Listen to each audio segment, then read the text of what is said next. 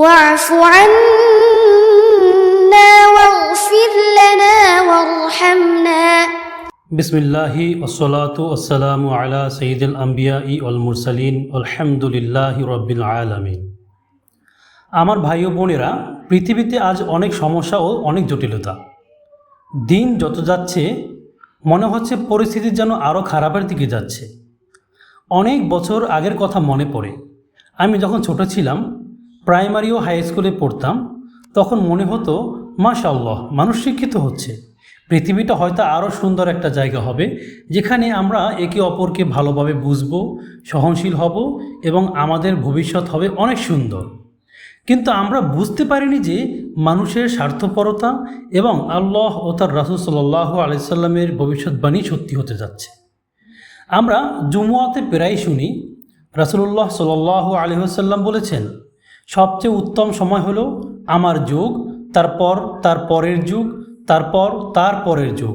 অর্থাৎ সময় যত গড়াবে সামগ্রিকভাবে পরিস্থিতির অবনতি ঘটবে। অবশ্যই ভালো মানুষের ছোট ছোট দল থাকবে, তবে সার্বিকভাবে মানবজাতি আল্লাহর সাথে সম্পর্ক, শান্তি ও ভালো আচরণের দিক থেকে পেছনের দিকেই যাচ্ছে। তবে আমাদের সংগ্রাম হলো সবসময় সঠিক কাজটা করার চেষ্টা করা। কিয়ামত বা শেষ জামানার আলামত হিসেবে কোনো পাপ ছড়িয়ে পড়ছে বলেই যে আমাদের হাল ছেড়ে দিতে হবে বা তাতে জড়িয়ে পড়তে হবে তা কিন্তু নয়। যেমন কিয়ামতের কিছু আলামত ইতিবাচক, যেমন ঈসা আলাইহিস সালামের আগমন, এটা তো খুব আনন্দের বিষয়। আবার কিছু আলামত নেতিবাচক, যেমন মানুষ কোনো কারণ ছাড়াই একে অপরকে হত্যা করবে।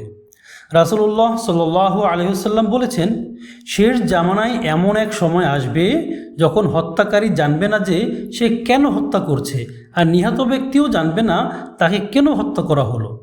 আজ আমরা এটা চারপাশে দেখতে পাই, মানুষ কোনো কারণ ছাড়াই আপনাকে ঘৃণা করে, ভিডিও গেমসের মতো সহিংসতায় অভ্যস্ত হয়ে উঠছে। তাহলে এর সমাধান কি? আমাদের মূল জায়গায় ফেরত যেতে হবে, বেসিক্স বা একদম গোড়ার দিকে ফেরত যেতে হবে। একটু চিন্তা করে বলুন তো, একজন মুমিন হিসেবে আপনার জীবনের সবচেয়ে বড় সফলতা বা চূড়ান্ত আকাঙ্ক্ষা কি? উত্তর একটাই, জান্নাত। আমরা জান্নাত চাই। আমরা বিশ্বাস করি মানুষ মৃত্যুর পর আরেকটা জীবনের জন্য অপেক্ষা করবে। এই দুনিয়ার জীবন খুবই সংক্ষিপ্ত। আমরা চাই আমাদের এই পরিশ্রমের প্রতিদান যেন হয় চিরন্তন শান্তির জান্নাত। কিন্তু সেই জান্নাত পাওয়ার উপায় হলো ইসলামের মৌলিক বিষয়গুলো ঠিক রাখা। আল্লাহ তাআলা আমাদের জন্য যে মহা মূল্যবান উপহার পাঠিয়েছেন তা হলো তার নিজের বাণী কুরআন। আপনি যদি দিনটা কোরআনের অন্তত একটি আয়াত দিয়েও শুরু না করেন, তবে আপনার দিনটি হয়তো ততটা বরকতময় হবে না। আপনি যদি আরবি পড়তে না জানেন, কোনো সমস্যা নেই, প্রতিদিন মাত্র একটি করে বর্ণ শিখুন। আরবিতে তো মাত্র 28-29টি বর্ণ। এক মাসে আপনি বর্ণ চিনে যাবেন, পরের মাসে জের জবর পেশ শিখবেন, আর অল্প দিনেই আপনি পড়তে পারবেন। অনেকে প্রশ্ন করতে পারেন, কেন আমাকে আরবিতেই পড়তে হবে? কারণ আরবি হলো আল্লাহর সরাসরি বাণী। ইংরেজি বা বাংলা অনুবাদ মানুষের বোঝার একটি চেষ্টা মাত্র, তা হুবহু আল্লাহর বাণী নয়। সেজন্যই আমরা সলাতে অনুবাদের বদলে আল্লাহু আকবার বলি, কারণ এর অর্থ গাম্ভীর্য কোনো অনুবাদে পুরোপুরি প্রকাশ করা সম্ভব নয়। তাই প্রতিদিন অন্তত একটি আয়াত হলেও আরবিতে তেলাওয়াত দিয়ে শুরু করুন। আপনি যদি বুঝে বা না বুঝে শুধু তেলাওয়াতও করেন, প্রতি হরফে 10টি করে নেকি পাবেন। আর যদি এর অর্থ বুঝার চেষ্টা করেন, তবে তার প্রতিদান আরও কত গুণ বেশি হবে তা কেবল আল্লাহই জানেন।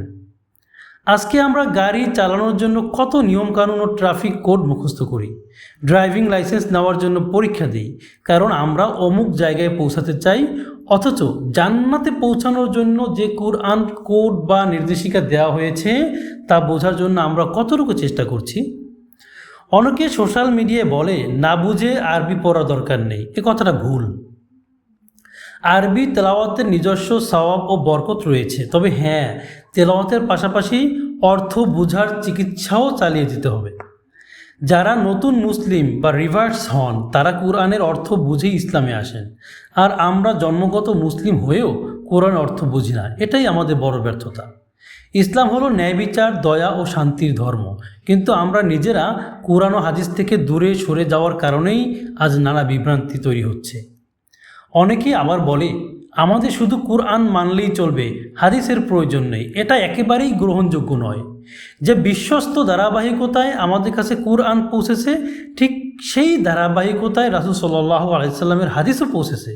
কোনো একটি হাদিস দুর্বল বা জাল হলে সেটিকে বাদ দেওয়া হবে, কিন্তু পুরো হাদিস শাস্ত্রকে অস্বীকার করা তো নিজেই ঈমানকে মুছে ফেলার শামিল।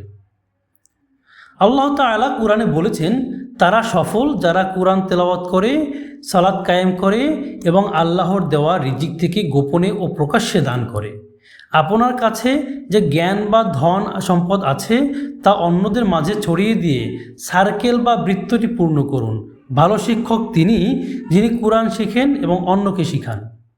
পরিশেষে টাকা পয়সা আপনাকে সত্যিকারের শান্তি দিতে পারবে না যদি না আপনার আল্লাহর সম্পর্ক ঠিক থাকে। আসুন আমরা নিয়মিত 5 ওয়াক্ত সালাত আদায় করি, মানুষের সাথে উত্তম ও নম্র ব্যবহার করি, যেমন আল্লাহর মূসা আলাইহিস সালামকে ফেরাউনের সাথেও নরম ভাষায় কথা বলতে বলেছিলেন। আজ থেকেই নিয়ত করুন, প্রতিদিন অন্তত একটি আয়াত হলেও কুরআন দিয়ে শুরু করবেন। জীবন পরিবর্তন হতে সময় লাগবে না। ইনশাআল্লাহ একদিন এই আমলের উসিলায় আমাদের সবার দেখা হবে জান্নাতুল ফেরদাউসে।